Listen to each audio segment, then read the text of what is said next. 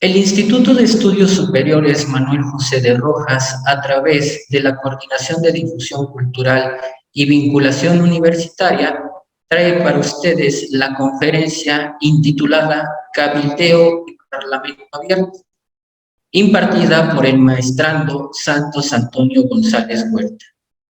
Derivado de la implementación de gobierno abierto, se instituye una nueva forma de interacción entre la ciudadanía y los poderes legislativos, que fomentan la apertura parlamentaria, con el fin de garantizar la transparencia y el acceso a la información pública, la relación y la rendición de cuentas, la participación ciudadana, la ética y la probidad parlamentaria. Sean ustedes muy bienvenidos a esta magna conferencia.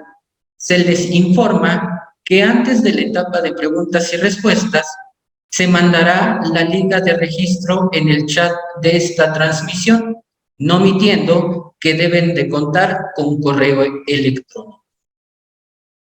A continuación, tenemos el mensaje de la secretaria académico del Instituto de Estudios Superiores Manuel José de Rojas, doctora Adriana Mercedes Ramos Díaz, en representación de nuestro rector, el doctor Gabriel Isaac Sarmiento Robles, a quien se le cede el uso de la voz.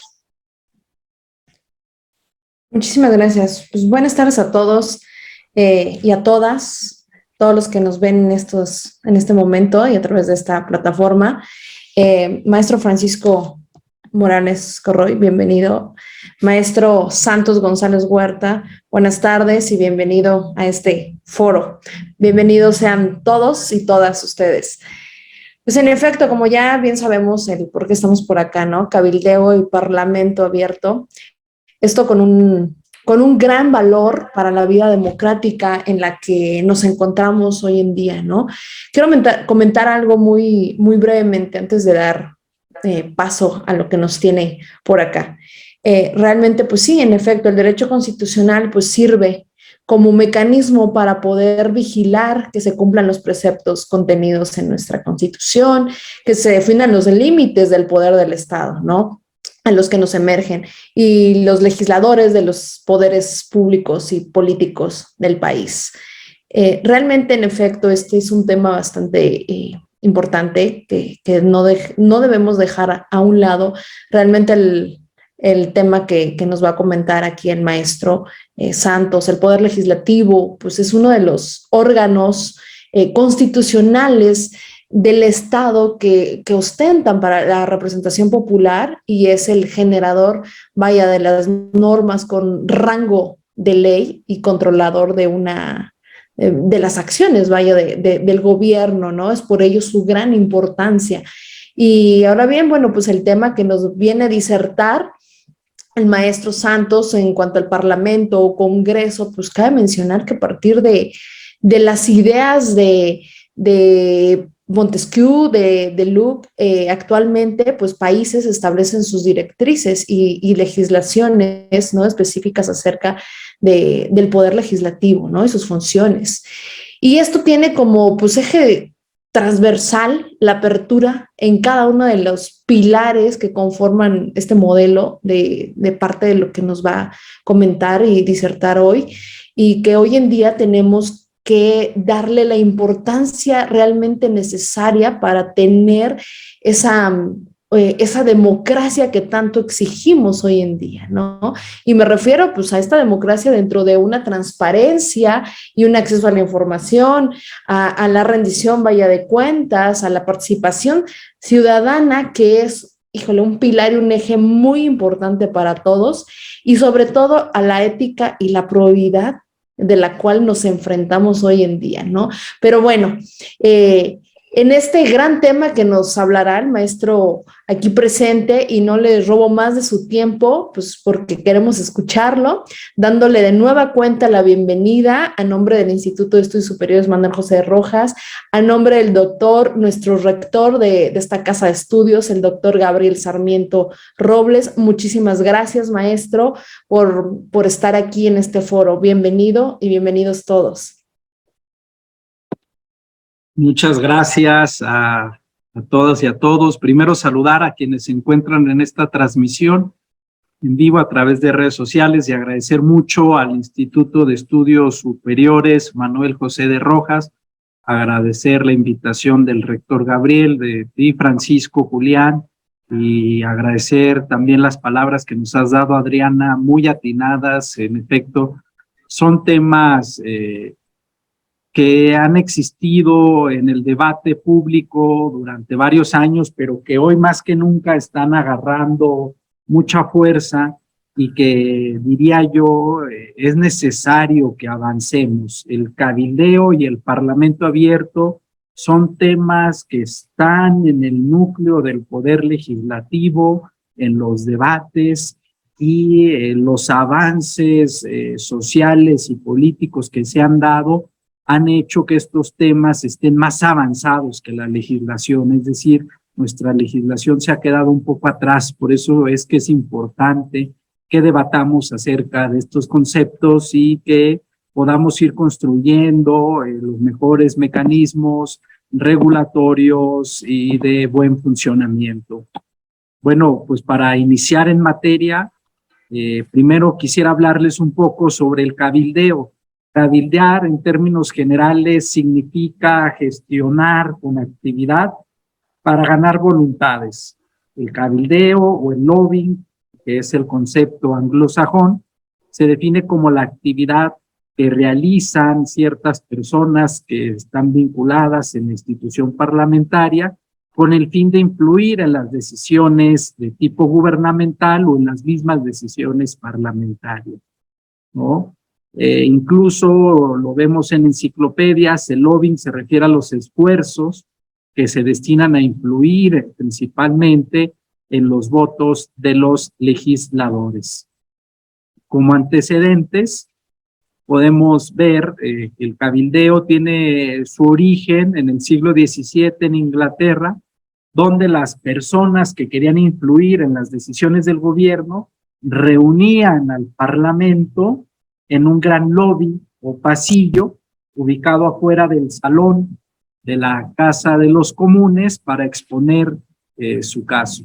En Estados Unidos, la palabra lobbying se registra por primera vez en 1808 en la 10ª legislatura del Congreso americano y se ha usado de manera amplia en el Capitolio de los Estados Unidos de América hasta 1832. Es un importante antecedente de introducción del cabildeo en nuestro país. Y bueno, el cabildeo tiene como núcleo a los grupos de interés. ¿Qué significan los grupos de interés? Son estos grupos o asociaciones que buscan influir en las políticas públicas, en la dirección que más les conviene, sin que tengan una responsabilidad directa del gobierno. Es decir, en primer lugar, buscan persuadir a los gobiernos para que adopten políticas que ellos promueven, requieren de una organización y conocimiento extenso, tanto para problemas sustantivos como de procesos políticos y de recursos financieros para operar, conjuntan a los intereses comunes de quienes buscan representar y como una cuarta característica, no buscan ni siquiera están interesados en ejercer una responsabilidad en el gobierno. Entonces, estos grupos de interés los podemos clasificar en 3 tipos. Siguiente, por favor, una asociación de tipo vertical. Tenemos las agrupaciones que funcionan en una sola actividad, por ejemplo, y aquí lo pueden ver en la lámina, la CANIRAC, la Cámara Nacional de la Industria de Restaurantes y Alimentos. Una segunda clasificación de estos grupos de interés se da en una asociación horizontal, es decir, son agrupaciones funcionales de varias actividades, por ejemplo, el Consejo Coordinador Empresarial, y por último, una asociación de tipo conferencia, que son organizaciones federadas creadas temporalmente para llevar a cabo conferencias planificadas periódicamente, como es el caso de la Confederación de Cámaras Industriales de los Estados Unidos Mexicanos, ¿no? También estos grupos de interés se pueden clasificar según el grupo que representan, es decir, los podemos encontrar como grupos sectoriales, siguiente por favor, que representan un sector o porción de la comunidad y cuidan intereses comunes del sector. Por ejemplo, aquí pongo la Asociación Mexicana de Ferrocarriles, pero también tenemos grupos con causa, grupos de causa, que representan alguna creencia, algún principio y que tienen una membresía formada por individuos que son afines. Tal es el caso de la Cruz Roja Mexicana. La presencia de los grupos de interés ha sido natural en la historia de las democracias. Por ejemplo, John Stuart Mill, un clásico del liberalismo, ya reconocía la existencia de intereses colectivos de grupos de personas que eran diferentes al conjunto social y consideraba que estos debían estar equilibrados en la legislatura para asegurar que no solo prevaleciera un interés seccional en contra de la verdad y la justicia. Siguiente, por favor. También dentro de los autores tenemos a Alexis de Tocqueville, que fue un promotor para que en los sistemas democráticos nacionales existan organizaciones de grupos o asociaciones que estructuren los intereses dispersos de los individuos y que se evite con ello llegar a la violencia de las facciones. En general, los grupos de interés son un factor real de la vida política en el mundo y su presencia es una parte natural que convive en la democracia, pero la participación de los grupos de interés en la decisión requiere de una justificación social y principalmente de que haya un diseño normativo para que las actividades en verdad enriquezcan a la democracia y que no actúen en un demérito de la misma. De esta manera hemos visto cómo hay nuevos fenómenos sociales, cómo hay una sociedad cambiante, una sociedad moderna que ha creado en efecto nuevos intereses y que se están modificando aceleradamente con la dinámica social. Es decir, vivimos en una sociedad cada vez más compleja y eso conlleva asuntos públicos también más complejos y las instituciones de representación política tradicionales ya no resultan suficientes para resolver los problemas ante una sociedad que es cada vez más fragmentada y, por supuesto, más exigente. Por eso se acepta la integración de grupos de interés dentro del proceso político de toma de decisiones para que a través de sus representantes den aportaciones al proceso deliberativo. El cabildeo puede ser un componente invaluable en el proceso de toma de decisiones públicas, pues tiene el potencial para poder promover la participación democrática y para también proporcionar ideas e información valiosas a los responsables de la toma de decisiones. Por ejemplo, en los Estados Unidos, la participación de los grupos de interés es una característica normal, esencial en el proceso de formulación de normas y, por supuesto, de políticas públicas, ¿no? Entonces, el sistema político de Estados Unidos no se puede explicar sin la interacción del cabildeo y de estos grupos de interés. Luego, también podemos entender que hay una legítima defensa de intereses de estos grupos que a veces ha tensado la cuerda democrática al punto de ser percibido también el cabildeo con movilización de cuantiosos recursos. De tal manera, vemos que el cabildeo también se ha considerado en algunas ocasiones como una actividad opaca de dudosa competencia desleal y de captura regulatoria. en detrimento de un ejercicio imparcial y justo, efectivo de las funciones gubernamentales y legislativas, ¿no? Por ejemplo, hay un dato de Estados Unidos de América, de 1998 y 2008, el sector de servicios financieros gastó 3.4 billones de dólares para ejercer presión sobre el gobierno federal y el Congreso, principalmente para promover la desregulación de los servicios financieros.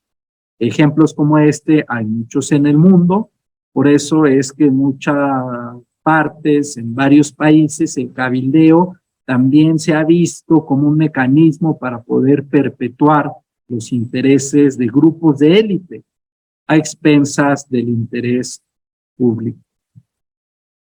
También dentro del cabildeo tenemos el corporativismo, es decir, la representación funcional postula que la eficacia de los sistemas políticos contemporáneos depende de que las instituciones reconcilien las necesidades territoriales y sectoriales de los miembros de la comunidad. Con ello se reconoce la importancia de grupos y de organizaciones que participan en la vida pública. Frente al auge del sistema neoliberal, donde lo hemos visto, la máxima ha sido las ganancias, la acumulación, la concentración de la riqueza, se ha generado también el corporativismo, en donde se busca la organización de la colectividad sobre la base de asociaciones o corporaciones representativas de los intereses particulares, antes que pensar en el bienestar social. El corporativismo congresional ha sido elitista, no podemos negarlo, pues propone lograr los consensos necesarios a través del uso de las capacidades de las organizaciones para poder controlar las demandas de los miembros y canalizarlas hacia el gobierno, y entonces dar soluciones quizás antidemocráticas a problemas democráticos. Las principales críticas que se han dado al corporativismo son que se favorece a los grupos organizados por encima de los grupos que no lo están, se crea una forma sutil, insidiosa de lograr coerción, de forzar a los individuos a presentar sus demandas a través de las corporaciones bajo contenidos específicos, a través de grupos particulares, y es obvio que de este modo no se alivian los problemas sociales ni las injusticias, ¿no? Se antepone el interés individual o grupal al interés social colectivo, rebajando a las y los representantes populares y las causas sociales a ser simplemente una de las partes en los procesos de negociación. Es por eso que es un reto para todos los países que caminemos a una regulación favorable y eficaz del cabildeo al interior de los congresos para que el proceso de deliberación sea democrático, sea plural, sea deliberativo, equitativo y que se oriente al fin principal del bienestar social. Existen muchas experiencias internacionales en materia de cabildeo, lo hemos ya dicho, es un componente invaluable en el proceso de la toma de decisiones, pero a la par tenemos que los legisladores y los cabildeos expresan una especie de sospechas, hay una percepción negativa, hay una noción de tráfico de influencias como un problema frecuente, y entonces tenemos también una regulación un poco laxa, ¿no? Estados Unidos de América era la única jurisdicción que regulaba los cabildeos, aunque muchos países sí habían legislado contra el soborno y otros medios para influir en los funcionarios de gobierno, ¿no? Ya hoy se empiezan a dar más regulaciones que contemplan esquemas obligatorios, como en Estados Unidos o en Canadá, tenemos algunas regulaciones en Europa. Por ejemplo, sabemos que se da cabildeo en las sedes de la Comisión Europea, el Parlamento Europeo, el Consejo de la Unión Europea y las sedes de Bruselas de los gobiernos nacionales. Y entonces existe un acuerdo al Corporativo de Observación Europea, donde la participación de los cabilderos se encuentra con enmiendas que buscan generar leyes marcos para que haya diálogos de tipo tripartito, regulaciones donde participen con transparencia y apertura la sociedad, los gobiernos y estos grupos de interés, ¿no? En el Reino Unido, por ejemplo, la regulación del lobbying se produjo en el 2014 con negociaciones complejas sobre el alcance de la ley, la definición del mismo lobbying, ¿no? Pero se logró una regulación donde existe un registro obligatorio de los grupos de interés con requisitos, una supervisión estricta del gasto de los partidos políticos en las campañas electorales y también fortalecimiento de los registros legales a los sindicatos y a los gremios, ¿no? Estados Unidos tiene una regulación avanzada en la materia y ha sido referente en los diversos países. Su legislación actual es la Ley de Divulgación del Cabildeo de 1998, con la que se busca transparentar la actividad de los cabilderos profesionales, es decir, se da una definición profesional de qué es el cabildeo, es decir, los contactos que se hacen para lograr algunos fines, los actos de preparación, definición de qué es una actividad de cabildeo, es decir, una comunicación oral, escrita o electrónica que se haga con funcionarios a nombre de un cliente, con relación a decisiones, ya sea ejecutivas, administrativas o legislativas, entre muchos otros temas. En América Latina, la práctica del cabildeo ha ido aumentando y varios países de la región han empezado a transitar a el establecimiento de regímenes democráticos ante este lobbying que se empieza a practicar de un modo más vigoroso y más expansivo. Solo Chile y Perú tienen una legislación con rasgos un poco equivalentes a los de Estados Unidos, mientras que los otros países se encuentran en tránsito. Chile tiene una ley de etiquetado nutricional de alimentos, donde fue el primer país, recordarán ustedes, que impulsó el sistema de etiquetado frontal de advertencia clara, y esta ley lo que quería era advertir a los consumidores, ¿no?, de los productos que son altos en sodio, grasas saturadas y demás, ¿no? Esta propuesta recibió muchos ataques y muchas críticas por parte de la industria comestible, estos productos ultraprocesados que querían frenar el avance del etiquetado. Entonces se dio un cabildeo intenso, fuerte, ¿no? Para dilatar la discusión, para que el proyecto no avanzara, que quedara ahí en la congeladora, ¿no? Entonces es notorio que cada vez más se está dando la práctica del cabildeo en los países. En nuestro país tenemos un marco jurídico sobre el cabildeo en las dos cámaras, en la Cámara de Diputados y en la Cámara de Senadores. En la Cámara de Diputados tenemos el reglamento de la Cámara, donde de manera general encontramos el concepto del cabildeo, es decir, una actividad que se haga ante cualquier diputado o diputada o algún órgano de autoridad de la Cámara para obtener una resolución o acuerdo favorable a los intereses propios o de terceros. Entonces tenemos el concepto del cabildeo, se encuentra el concepto del cabildero, es decir, el individuo ajeno a la Cámara que representa a una persona física o moral y que realice actividades de lobbying, de cabildeo y obtiene un beneficio material o económico por esa actividad. En la Cámara de Diputados hay un registro de cabildeo, de cabildero, hay un impedimento, están los impedimentos para ser cabilderos y se regulan los temas de conflictos de interés.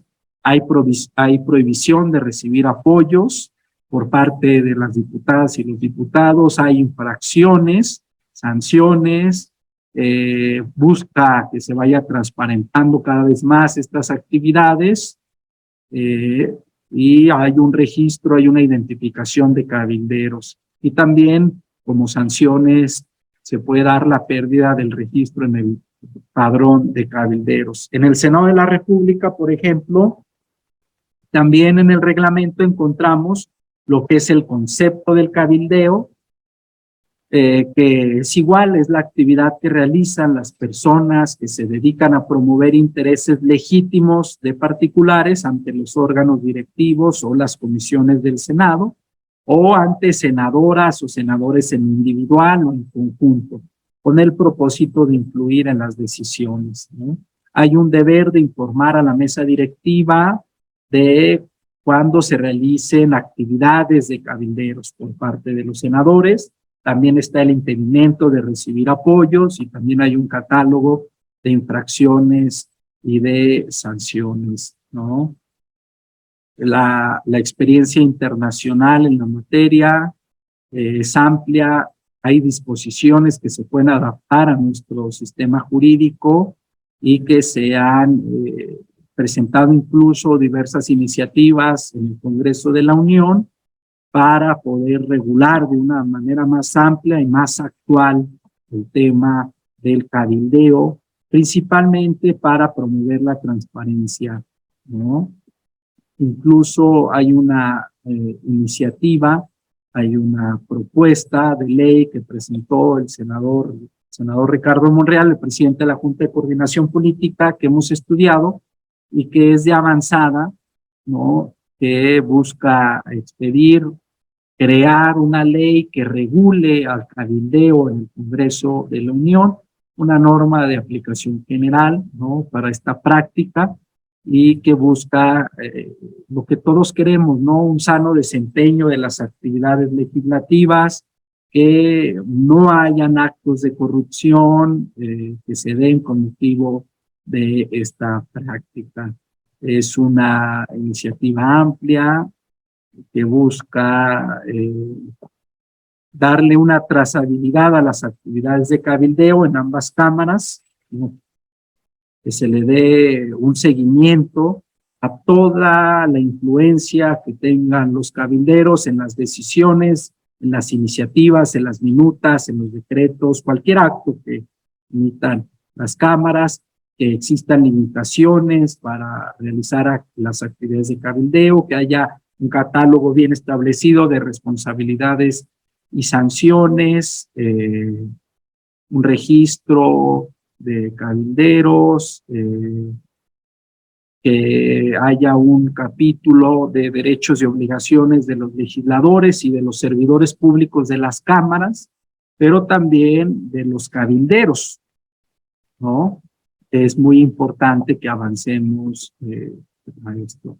En general, yo lo que les diría es que el cabildeo parlamentario ha estado en la historia de la democracia, su presencia es natural, es inevitable, y yo diría que es incluso deseable, ¿no? Aunque tiene sus connotaciones negativas, estas se pueden solucionar con una adecuada regulación, ¿no? Aquellos países que no regulan o que prohíben el cabildeo no han podido acabar con dicha práctica.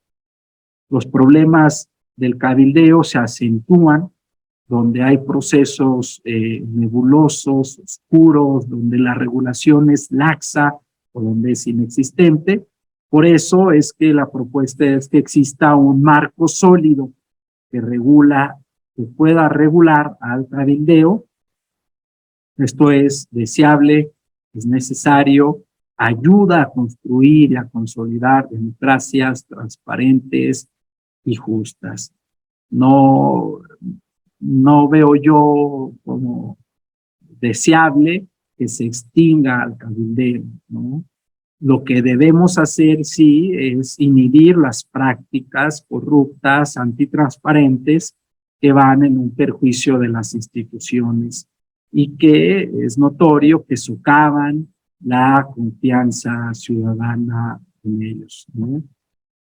Y quiero ya entrar al segundo tema, que es más, creo yo, relevante e importante, que es el Parlamento abierto, ¿no?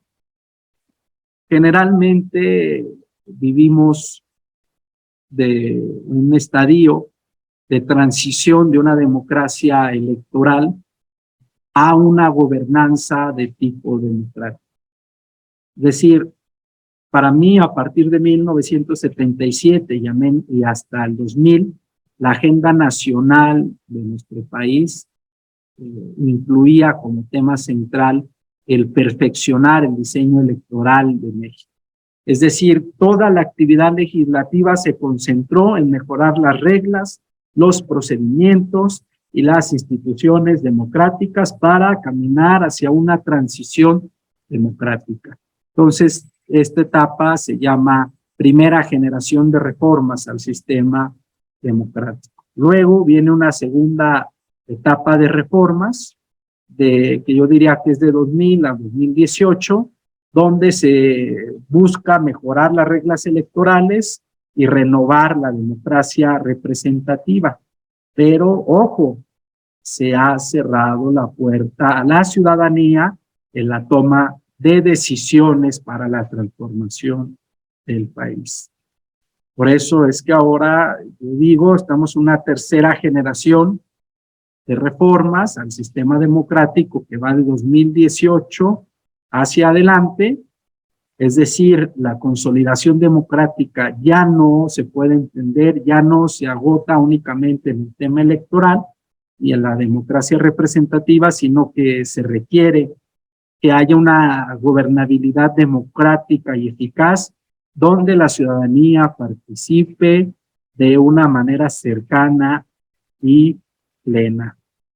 Por eso hemos visto que últimamente se han estado aprobando algunas reformas en materia de consulta popular, tenemos la revocación de mandato y se ha cambiado la lógica poco a poco de la ciudadanía y las instituciones, y entonces comenzó a instaurarse una nueva era de gobierno y de parlamento abierto, ¿no?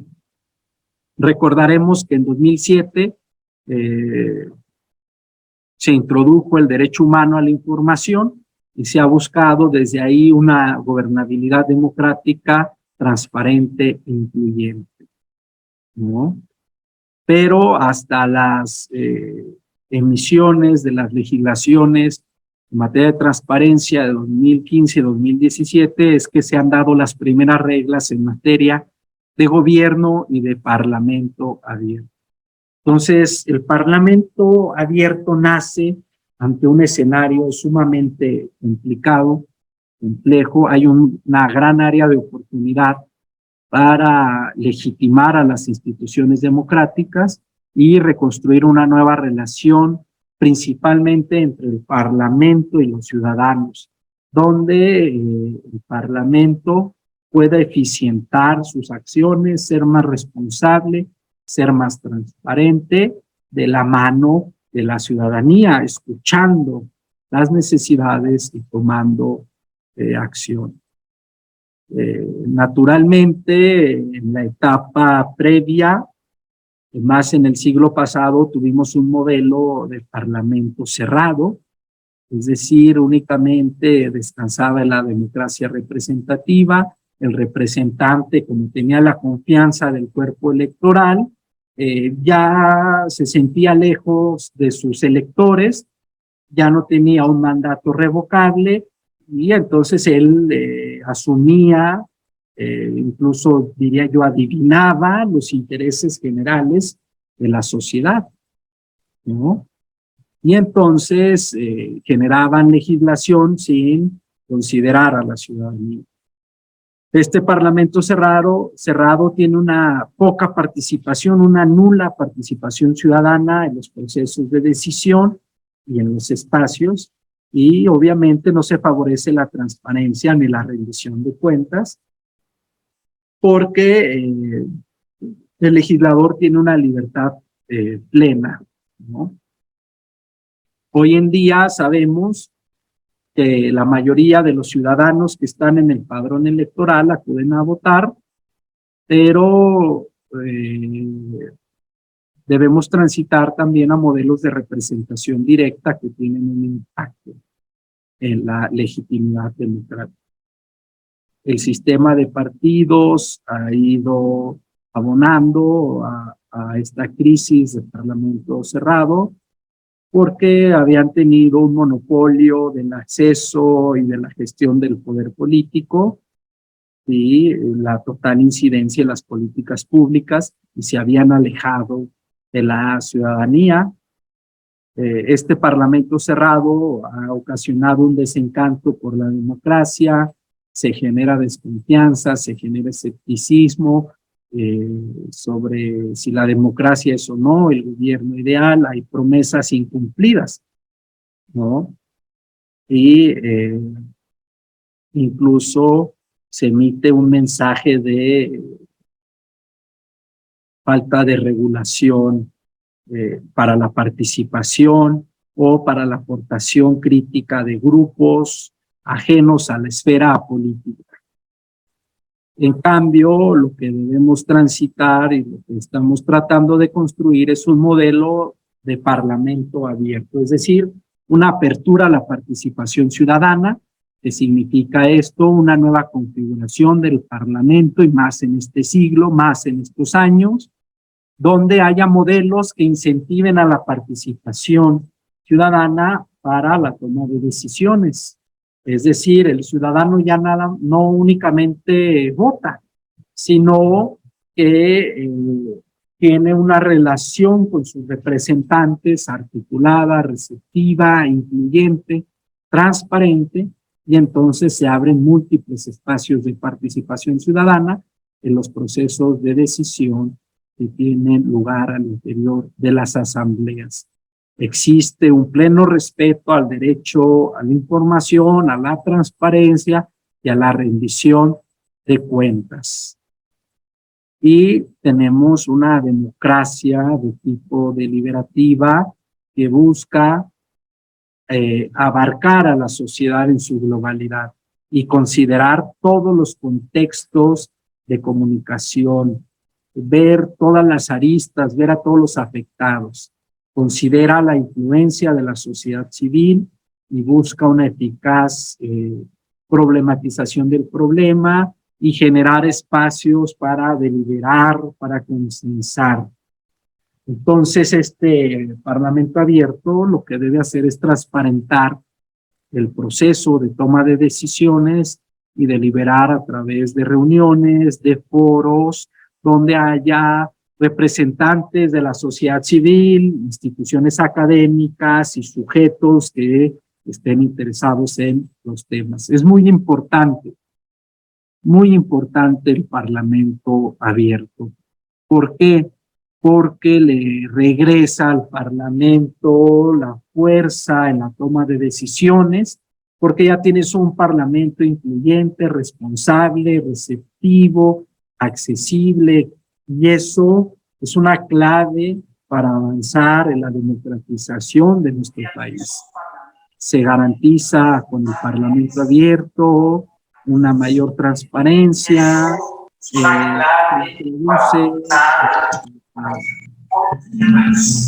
por ahí se prendió el micrófono, listo. Se introduce también en la agenda legislativa el mejoramiento permanente de la apertura parlamentaria.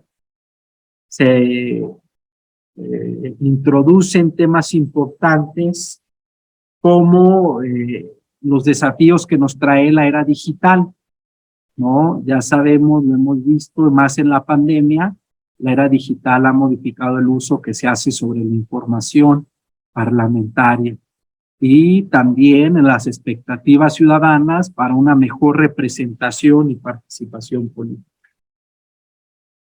En esencia, el Parlamento abierto favorece la participación de la sociedad civil. En nuestro país, como ya lo he venido diciendo, tuvimos durante muchos años un modelo clásico de parlamento cerrado que ha ido cambiando. Yo les diría que a partir de 2018 se ha cambiado la lógica, se han perfeccionado procedimientos para la participación ciudadana, para la transparencia, para la rendición de cuentas, y se ha dado ejercicios con empresarios, académicos, con la sociedad civil, que ayudan a la consolidación del Parlamento abierto. Tenemos una amplia regulación de marco jurídico del Parlamento abierto, tenemos tratados internacionales, por ejemplo, tenemos la Declaración Universal de los Derechos Humanos, ¿no?, que nos dice en el artículo 21 que toda persona tiene el derecho a participar en el gobierno de su país.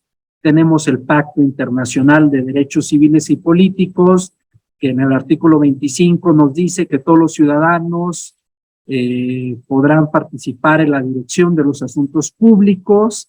Tenemos al Comité de Derechos Humanos y, bueno, en nuestra Constitución también tenemos varios artículos que nos hablan sobre el Parlamento abierto. El artículo 6, el derecho al acceso a la información, el derecho de petición, los derechos de asociación y de reunión en general, y tenemos la Ley General Federal de Transparencia y Acceso a la Información Pública, que no las voy a tocar ahora por el tiempo, pero que tenemos una regulación abundante en estas leyes.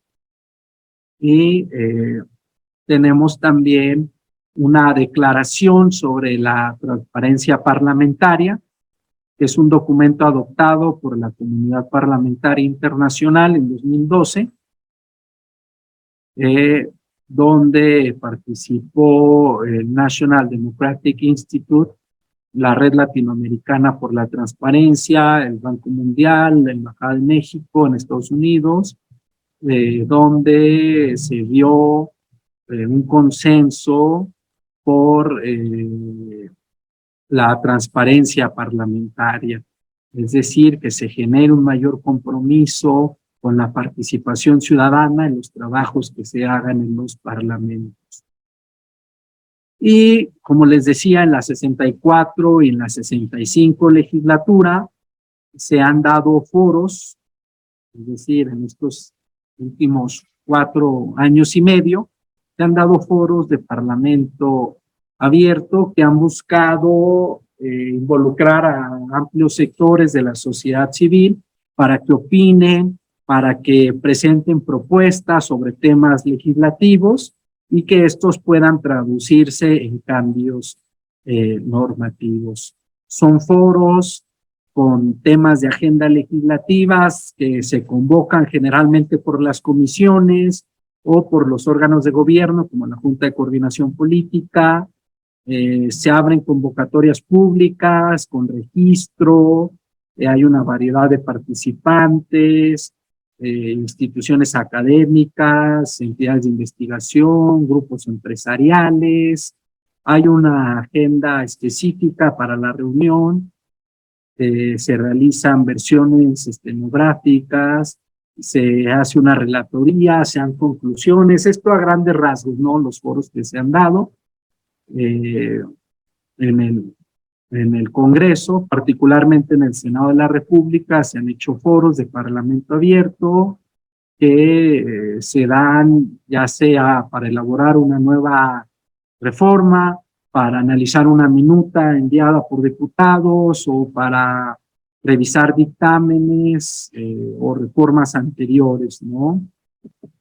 Es decir, previo a la dictaminación legislativa o para perfeccionar una reforma que se haya dado en el Congreso y más en relación y frente al contexto de la pandemia del COVID-19, que nos hizo modificar la manera de trabajar, especialmente en el Senado de la República, mientras duró la contingencia sanitaria.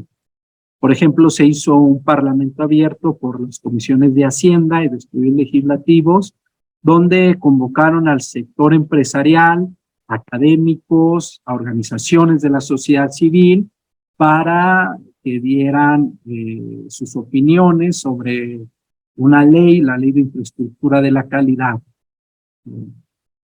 Luego, que se dio de manera electrónica. También se ha dado parlamentos abiertos para analizar el paquete económico 2022, y tenemos alianzas de parlamento abierto con un decálogo de principios, 10 puntos: el derecho a la información, la participación ciudadana, la difusión y publicidad de la información parlamentaria, la divulgación de la información presupuestal, información sobre legisladores, información histórica, datos abiertos, que es muy importante, accesibilidad y difusión, conflictos de interés y transitar a legislar en favor del gobierno abierto. Y por último, tenemos un diagnóstico sobre el Parlamento abierto en México. Creo que se pasmó un poquito se me pasmó un poquito la presentación, pero tenemos un diagnóstico sobre el Parlamento abierto en México, donde se evaluó la accesibilidad, la transparencia, la proactividad y la cercanía ciudadana de las instituciones legislativas del país, ¿no? Aquí les muestro algunos de los resultados que se arrojaron para el Senado de la República, donde obviamente se ven algunos pendientes todavía necesarios, principalmente los mecanismos de contacto ciudadano, información parlamentaria y presupuestal, los datos abiertos, ¿no? Por ejemplo, vemos aquí el decálogo que ya les decía, y viene la calificación, ¿no? Primero el derecho a la información, después dice aquí que en el Senado hay aún pendientes para los mecanismos de participación ciudadana y de rendición de cuentas, la información parlamentaria, que es el tercer principio en términos generales, nos dice que el Senado difunde toda la información parlamentaria, en general bien. Hay varios retos en cuanto a la información presupuestal y administrativa, es decir, transparentar los presupuestos a fondo. Eso no solamente en el Senado, sino en todas las instituciones del gobierno hace falta ir caminando hacia allá. Vemos el quinto principio, información sobre legisladores y servidores públicos, es decir, las declaraciones de los legisladores. Todavía hay retos para que completen todas las declaraciones que deben presentar los legisladores. El sexto principio, una información histórica, es decir, un archivo histórico de todas las legislaturas. Eso sí se mantiene al 100%, está muy bien. Y otra cosa que es importante, los datos abiertos, ¿no? Generalmente cuando alguna persona tiene curiosidad por ver un dictamen, por ver algo que se está discutiendo en las comisiones o que va a pasar al pleno, una iniciativa, incluso la descarga, la quiere ver, la quiere manipular, pues descarga PDFs, pero escaneados. Entonces son datos muy cerrados, no puedes modificar, no puedes manipularlos fácilmente, ¿no? Tiene una buena, el octavo principio, el Senado, una buena accesibilidad y difusión de las sesiones y de las actividades. Y luego tenemos el punto 9, que se relaciona mucho con el tema del cabildeo, los conflictos de interés, ¿no? Y por último, vemos que sí hay una tendencia para que se favorezca el gobierno abierto en los tres poderes y más en el Senado. Pero aún nos enfrentamos a grandes retos, a pesar de que estamos viendo cada vez más ejercicios de parlamentos abiertos en el Senado, principalmente. Vimos también, por ejemplo, ahora está lo de la reforma electoral, hace poco se hizo parlamento abierto de la reforma eléctrica, pero la variable y la pregunta constante y muy válida de la ciudadanía es: ¿de qué sirve que yo vaya, participe, debata en estos foros si al final las conclusiones a las que llegamos no son vinculantes, ¿no?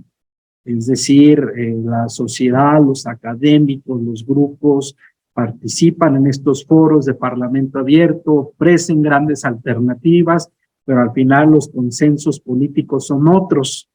Y entonces quizás se pudieran usar estos foros para legitimar de alguna manera decisiones cuando en realidad no se escucha a la ciudadanía, pero son algunos vicios que poco a poco deben irse corrigiendo. En términos generales, para concluir, el cabildeo y el parlamento abierto son dos fenómenos de gran repercusión en la toma de decisiones, en los parlamentos, en los gobiernos. Son temas que han agarrado y han tomado mucha actualidad, que los vemos cada vez más presentes y que entonces debemos adoptarlos, entenderlos y que la regulación se encamine a no estar atrás, sino tratar de ir adelante, aunque con los avances digitales y tecnológicos se vuelve una tarea compleja, pero es necesario. Ambos mecanismos fortalecen la democracia y más en nuestro país, que es muy necesario que transitemos. Con esto concluyo para pasar a la etapa de preguntas y respuestas y les agradezco mucho la atención. Espero no haber sido... Lo dije, lo traté de condensar, son temas amplios, lo traté de resumir lo más posible la esencia de cada uno de ellos. Muchas gracias, Julián. Muchas gracias ahí, maestro Santos, maestro y amigo. Gracias por tu disertación y amplio conocimiento en el tema, ¿no? También agradecerte porque pues,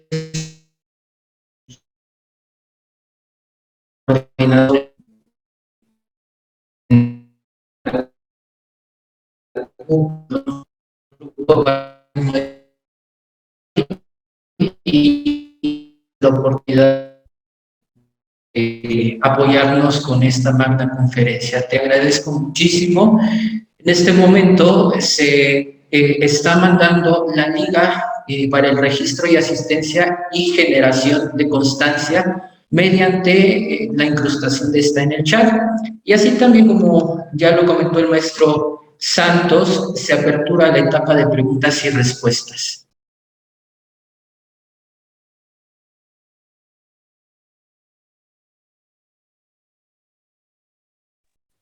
Por cierto, ojalá y les extendemos una invitación para que pronto podamos hacer alguna visita, ¿no? Que vengan los alumnos, los estudiantes de este gran instituto de estudios superiores Manuel José al Senado de la República para ver una sesión, para que tengamos una visita guiada, alguna charla. Además, el Senado es su casa, aquí tienen las puertas abiertas siempre.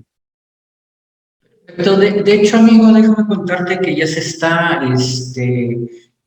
agendando precisamente eso. Ya nos coordinaremos contigo y con la licenciada Adriana a efectos de que podamos ver esa participación del instituto en el Senado. Bien, hay una pregunta, es de Adela Ramírez. Hoy en día, ¿podemos contar con un modelo abierto en México? Pregunta.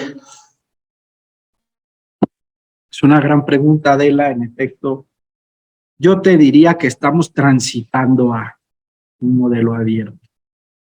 Se están tratando de hacer muchos esfuerzos en ambas cámaras.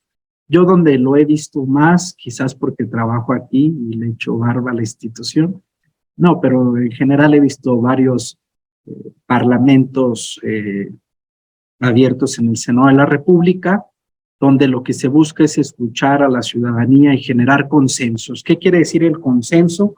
Me parece una parte vital. El principio de la mayoría de la democracia a veces resulta ser contraproducente, a veces lastima a diversos grupos o a sectores, principalmente a las minorías, ¿no? Entonces el consenso lo que busca es aglutinar, juntar, consensar a mayor número de intereses. Eso es la esencia del Parlamento abierto, es decir, si se va a expedir una legislación que va a afectar a algún grupo social, alguna parte de la ciudadanía, es lógico y necesario que ese grupo tenga voz y que participe en la misma construcción, ¿no? Sí, como decía Kelsen, ¿no? Esa es la democracia, que los destinatarios de la norma participen en la formación. Entonces, cuando se haga una política o una ley que nos va a afectar, pues lo mejor es que podamos participar y debatir sobre ella. Yo creo que estamos transitando, no te diría que ya es 100% abierto. ¿Por qué? Porque se siguen dando estos casos, a pesar de que la gente participa, de que se posiciona o que habla de algún tema, muchas veces la decisión política es otra diferente, ¿no? Y se hacen como teatros o shows o espectáculos que aparentan un parlamento totalmente abierto. Pero hay buenos esfuerzos y vamos cada vez hacia allá. Bien, siguiente pregunta es de Abelardo Juárez. Dice, ¿la propuesta de la reforma electoral tendrá alguna inferencia con este modelo? Es muy interesante la reforma electoral. Está ahora en la Cámara de Diputados. Es una propuesta del presidente de la República muy interesante, que incluso plantea el tema de eliminar las plurinominales en los diputados, que sean elecciones por lista, casi como en un sistema parlamentario, que los tribunales electorales sean electos por el voto popular. No sé si vaya a pasar, es una reforma complicada, no es sencilla, pero tiene aspectos relevantes como el voto electrónico, que sin duda ayudan. Para mí el Parlamento abierto tiene que estar acompañado de la digitalización, es decir, que usemos las herramientas tecnológicas que están al alcance para que podamos influir desde cualquier parte donde nos encontremos en la toma de decisiones. Entonces, sí, la reforma electoral plantea algunos mecanismos de participación ciudadana a través de los temas electrónicos, pero va a incidir más en el tema de la representatividad, es decir, de cómo se eligen a los representantes, a los diputados, a los senadores, a los regidores, y al mismo órgano que juzga, ¿no?, las elecciones. Por ahí va. Es una reforma compleja, polémica, sin duda muy polémica, tiene cosas de avanzada, tiene cosas cuestionables, aunque soy de la Cuarta Transformación, yo sí cuestiono varios aspectos de la reforma, y hay que esperar a ver cómo se da en la Cámara de Diputados. Se han hecho foros de Parlamento para discutir la misma, que eso es bueno, y cuando llegue al Senado, si es que pasa, seguramente también se hará lo mismo. Muy bien, maestro Santos. Así también tenemos algunas felicitaciones a su persona por parte de Martín Gómez Culebro, José Alfredo Hernández Aguilar, Eugenio Morales. Envían cordiales saludos y felicitaciones para nuestro disertante. Muchas gracias a todas y a todos por estar atentas y atentos a la charla. Son temas jurídicos que luego se vuelven técnicos, ¿no? Pero hay que tratar de involucrar a más parte de la sociedad a los debates, no solamente a los gremios de abogados o de aquellos estudiosos de la ciencia política. Claro que sí. Eugenio Morales dice: cordial saludo a nuestras distinguidos anfitriones y en especial agradecimiento a nuestro expositor. Buenas tardes a todos. Joaquín Díaz Morales dice, prácticamente el gobierno en turno es el primero que está haciendo valer el Parlamento abierto. Claro, falta mucho por avanzar en el caso de la toma de importancia de participación ciudadana, pero la cuarta transformación se ha tomado el tema muy en serio. Coincido. Yo creo que ya había una fuerte presión social también. Hay cada vez una mayor demanda de la sociedad y de la población de poder participar en los asuntos públicos, que ya mudemos de la democracia representativa a una democracia más participativa. Tenemos estos parlamentos abiertos, tenemos la consulta popular, que ya se han hecho algunas, incluso en el tema de la Guardia Nacional, de la reforma al quinto transitorio, ya hasta se estaba pensando en realizar una consulta, y también tenemos el innovador proceso de la revocación de mandato que se dio, que muchas y muchos ciudadanos salieron a votar sobre si debía mantenerse o no el presidente de la República en el cargo, que se da mucho en los sistemas parlamentarios, pero que hacía mucha falta en nuestro país, ¿no? Que ya no nos aguantáramos los 6 años, que participáramos, y si no estamos contentos con un gobierno, pues decirle adiós, ¿no? Sí, sí lo he visto, que hay una voluntad política más de apertura.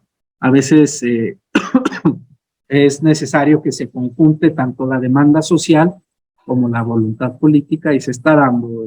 Yo sí veo más apertura, más modelos de parlamento abierto, y necesitamos seguir avanzando, no solamente que la gente participe, sino también que haya más información, más datos financieros, presupuestales, de políticas y demás, datos abiertos para la ciudadanía. Bien, por último, nos dice José Alfredo Hernández Aguilar, es de suma importancia que la participación de los estudiantes para las diferentes cámaras, muchas gracias, que desde el Senado estemos recibiendo este tipo de conferencias, gracias al instituto también. En efecto, yo creo que ya estamos en la etapa del relevo generacional. Es una reflexión con la que concluiré. La política tradicional y el servicio público perdió su rumbo, no podemos negarlo. Durante mucho tiempo imperó una mala idea de política y de servicio público. En lugar de servir a la gente, se servían a sí mismos, y necesitamos recobrar el amor, el sentido de servicio público y de una política transparente, de verse a los ojos, y esto se va a dar en un relevo generacional. Es decir, como bien lo dice, la participación de las juventudes es muy importante en estos foros, en los debates, pero también en los espacios de decisión, en los ayuntamientos, en las regidurías, en las diputaciones locales, en las secretarías de Estado, en las direcciones, incluso en temas privados, empresariales, culturales.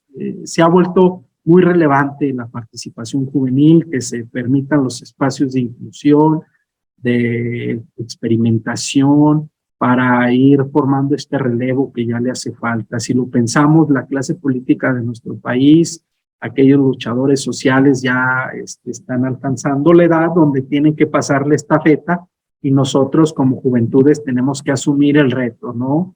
En lo particular, conozco a Julián, sé de su amplia capacidad, es un joven líder que está preparado y que se está formando para el relevo, así como muchas y muchos que nos acompañaron, y que es muy importante. Por eso le decía yo a Julián, muy bueno este ejercicio, y que ojalá podamos hacer una visita pronto al Senado de la República. Les adelanto también, hacemos varios modelos y ejercicios de parlamentos juveniles, donde vienen las universidades a vivir un día como si fueran senadores, senadoras, y que eso va fomentando más participación y que vayamos agarrando más espacios, participando, consolidando este relevo. La innovación, las nuevas ideas y la nueva forma de hacer política es lo que nos va a llevar a un país mejor. Muy bien, muchas gracias, amigo y maestro Santos. De verdad, por parte del Instituto de Estudios Superiores te agradecemos ampliamente por haberte hecho el espacio. Sabemos de tu agenda, mas sin embargo te diste esta oportunidad. Ya estaremos en contacto, te comento, a efecto de llevar a cabo muchas más actividades en conjunto y enhorabuena, felicitarte, de verdad. Sé de tu amplia capacidad, lo he comentado con mis alumnos al hacer la invitación, pese a que tengas una corta edad, tienes una capacidad y un potencial enorme. Muchísimas gracias, de verdad. A nombre del rector, doctor Gabriel Isaac Sarmiento Robles, te mando un cordial saludo y afecto. Bueno, con esto concluimos nuestra sesión del día de hoy, agradeciendo a nuestro auditorio y en especial a nuestro disertante. Oye, antes